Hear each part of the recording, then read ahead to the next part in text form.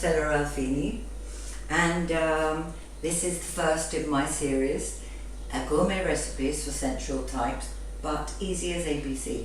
Now I happen to be in a friend's house. I'm cooking for 16 people tomorrow, and it's going to be a fish and vegetable feast. So we're going to start with a mushroom pate. I've already put it in the blender, I've already done everything, but I'm going to run you through it. Okay, so for the ingredients, you can read the recipe afterwards, but let's go through basically what I've done. You want about a couple of spring onions, a bit of garlic, and you're going to put those in a frying pan with a little bit of butter and a little bit of garlic. Once they've got going, you're going to get a lovely mix of mushrooms. Now I use these, you know, these kind, in Greek they're called blevrag. I'm not sure what they are in English, but you probably recognise them. Then I use the big cap mushrooms, portobello mushrooms, little mushrooms, and I also used some of these dried mushrooms because they really do give great flavour. Now, once your onions and your garlic is cooked, then you're going to add all of those mushrooms, and as the mushrooms are cooking, you're going to add some fresh thyme. If you can't find fresh thyme, then dried, and some fresh parsley. This is the thyme. There's some parsley there, fresh.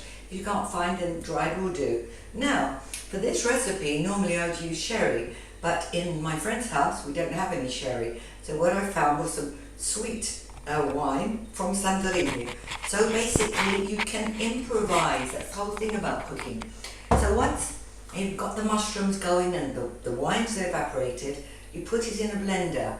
Now, you can choose again the kind of cheese you like. I used some goat's cheese, and then because I found it wasn't quite of the right consistency, this was 150 grams, I also used here some cottage cheese. But you can go to town, you can try feta if you want.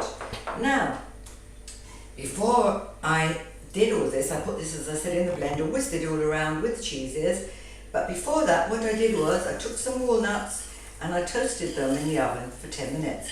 Now, some of these walnuts I'm now going to mix through this mushroom pate, and the rest we're going to decorate, because the only thing with mushroom pate is, as you can imagine, it's not the most appealing colour, but by the time we finish, it will be amazing.